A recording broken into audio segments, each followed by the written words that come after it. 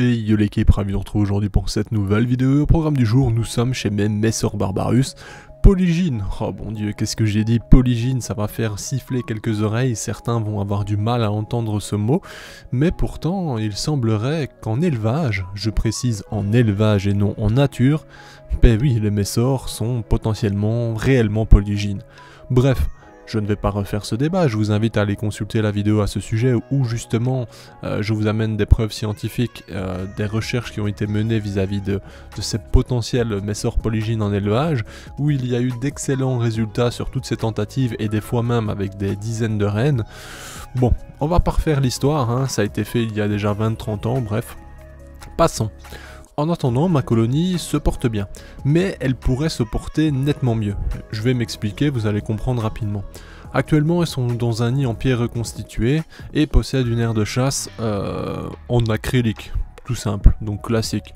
L'aire de chasse ne pose pas de problème, sincèrement. J'ai 2 abreuvoirs qui descendent assez rapidement, hein, parce que ça consomme énormément d'eau, Messor pour information. Et je mets également un bouchon, comme vous voyez, où je dispose de l'eau également, pour qu'elle puisse se régaler sans avoir de galère d'absorption dans l'abreuvoir, et surtout pour que les majors de grande taille puissent également bénéficier. Comme on peut voir, au final, dans cette aire de chasse, j'ai du couvain également, ça me donne l'impression qu'on manque d'humidité dans le nid. Cependant, ce qu'il faut savoir, c'est que ce nid, je l'humidifie très régulièrement, l'absorption est hyper lente. D'ailleurs, je pense que l'évaporation est plus rapide que l'absorption du nid. Bref, c'est une galère. Ce qui se passe donc, et mon constat après plusieurs mois dans cette colonie, c'est que en termes de population, on pourrait franchement avoir le double ou le triple de population sans aucun souci. Mais ce manque d'humidité a ralenti considérablement l'évolution. Comme vous le voyez, le couvain est contre la réserve d'eau. Et je vous assure que je mets de l'eau constamment et que malheureusement c'est compliqué. Bref. Alors, je mets de l'eau déminéralisée exprès pour pas que, justement, cette pierre reconstituée ne puisse plus absorber à cause de la formation de calcaire, etc. Bref, vous connaissez un peu l'histoire. Donc, il n'y a vraiment aucune raison que ça ne fonctionne pas. Malheureusement, depuis le début, c'est comme ça. Bref, je vais pas m'étaler sur le nid, mais en gros, il faut absolument que je les change rapidement et ça va, je pense, grandement améliorer l'évolution de celle-ci. Cependant, on a quand même une population qui, j'imagine, est dans les, je sais pas moi, on est dans les 500, 600, 700 ouvrières, peut-être plus, je ne sais pas. Ça évolue tout de même bien, je rappelle qu'il y a 7 reines à l'intérieur, qu'elles pondent toutes ensemble, donc franchement, quand elles s'y mettent et qu'elles sont vraiment au top, ça bombarde. Hein. Ça se trouve, on a 1000 ouvrières, hein, j'en sais rien, mais on n'est pas loin en tout cas du millier, j'imagine. Ça grouille de partout. On a... Ce qui est très intéressant également chez les Messors, je trouve, c'est un polymorphisme assez remarquable. J'entends par là tout simplement des différences de taille parmi les ouvrières. Ça se voit à l'image, hein, vous allez le remarquer. Ici, je prends le temps de vous montrer vraiment l'ensemble, que vous puissiez avoir une idée du nombre d'ouvrières qui grouillent partout. Bien qu'il y ait des zones un peu sous, je vais dire maintenant, de déjection, enfin tout simplement ce qu'elles utilisent, hein, l'antifongique en soi, pour résumer, qui masque les vitres à certains endroits, mais bon, ce n'est pas grave. Elles ont une réserve de graines assez conséquente, elles ont un lieu justement de déchets aussi, hein, que je nettoie pas constamment, parce que au final, elles m'organisent ça à leur façon, et personnellement ça m'arrange. J'ai pas trop à me plaindre, hein, je vous avoue, ça évolue bien, mais ce que je veux mentionner, c'est que ça peut aller vraiment beaucoup plus vite que ça. Là, sincèrement, c'est pas le plus explosif qu'on peut voir, et si réellement j'aurais mené l'expérience avec cette reine dans ce nid et cette reine dans un nid, je pense en acrylique classique de chez Dimension par exemple, avec les 4 abreuvoirs, je pense qu'on aurait eu une évolution nettement différente. Alors, leur alimentation, vous le savez, elles ont des graines. En veux-tu, en voilà, elles en ont vraiment des centaines à disposition, une grande variété, franchement il y a pas mal de variétés disponibles, donc voilà, elles font ce qu'elles veulent, à savoir que justement les Messors vont chercher tout ce qu'elles ont besoin dans les graines en général, mais ne refuseront jamais de la protéine. J'entends par là que vous pouvez très bien et très souvent nourrir vos Messors avec des insectes, j'entends par là des blattes, des grillons, qu'importe, mais bref, dans tous les cas, elles vont se réjouir de se nourrir dessus, et vous allez voir d'ailleurs qu'elles vont y mettre un focus instantanément pour justement s'en alimenter. Tout ça pour dire que non, les messors, ce n'est pas uniquement des graines et on s'arrête à ça. Bien entendu, c'est la facilité, on pourrait très bien s'arrêter là et se dire bon, bah, elles ont ce qu'il faut parce que bien entendu, elles trouvent de la protéine dans les graines. Mais je vous assure et je vous garantis qu'une blatte de temps en temps ou un grillon ou quoi que ce soit, elles vont se régaler. Je dis de temps en temps, mais sachez que moi, chaque semaine, parce qu'effectivement je les nourris une fois par semaine à la protéine plutôt que 2 à 3 fois comme mes autres espèces, tout simplement par choix, hein. Je pourrais les gaver et je suis certain que le développement serait nettement plus important également si je les gaverais en blatte, mais j'estime que 1 à 2 fois par semaine c'est franchement pas mal pour, je vais dire, vos messors. Bref, vous testerez et je pense que ça va vous convaincre pour la plupart. À savoir que je nourris 2 à 3 fois semaine, voire 4 fois mes messors céphalotes, oui, je dis bien, avec justement des insectes, hein, parce qu'effectivement elles consomment des graines aussi, mais elles sont plus portées sur les insectes, je remarque, et mes messors arénarius qui sont, elles, bon, pour l'instant en développement, donc c'est tout récent, je les nourris quand même 2 fois par semaine avec de la protéine.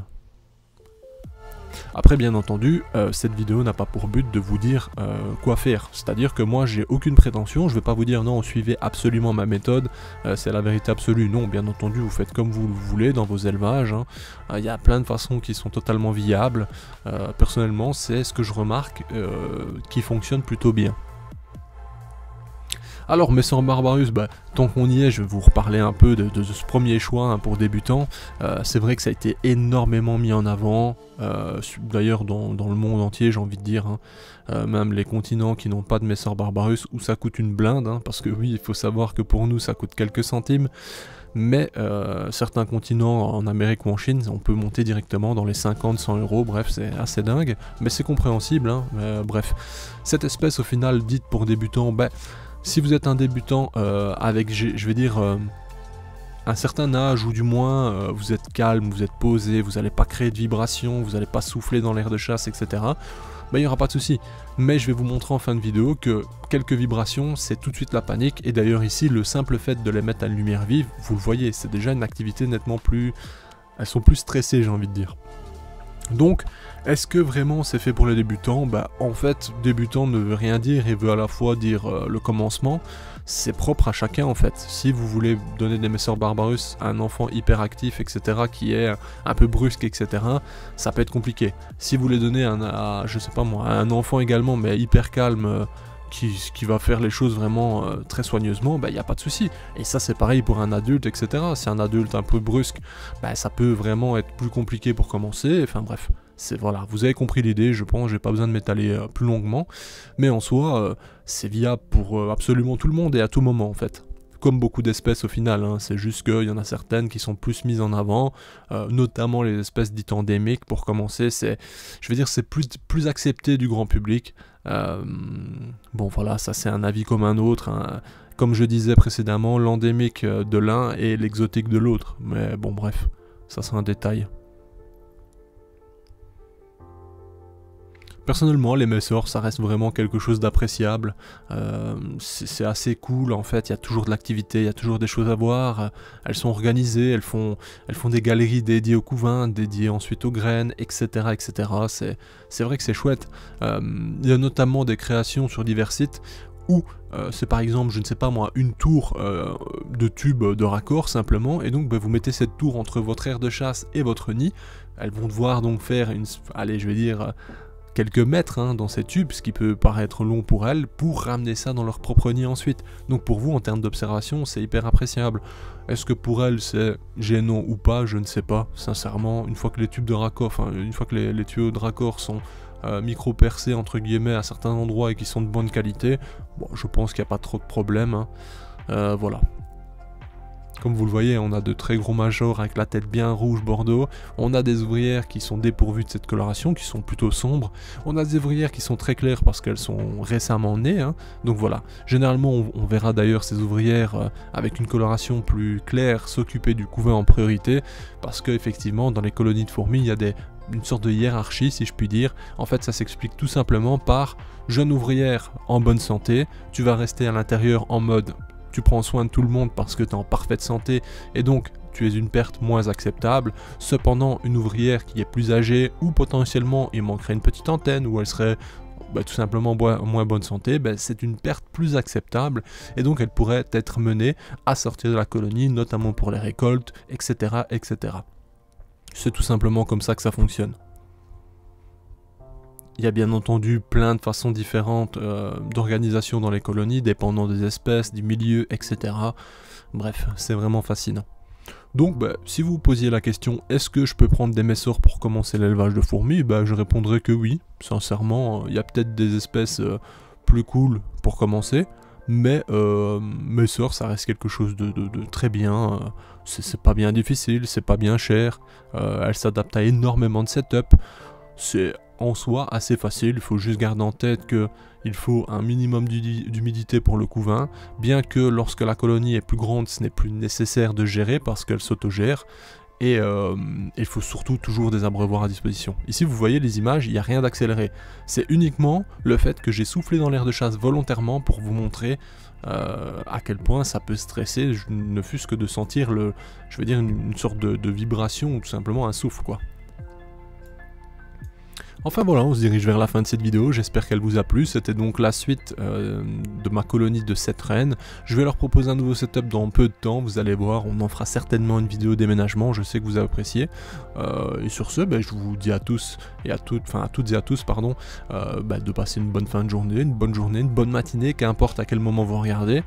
N'oubliez pas, le petit commentaire, le like, ça envoie énormément de force, je vous remercie d'ailleurs, et je lis tous vos commentaires comme d'habitude, je vous réponds généralement, et je vous remercie pour la force dans tous les cas. On se dit à bientôt l'équipe pour de prochaines vidéos. Prenez soin de vous et de vos familles. À bientôt. Bye.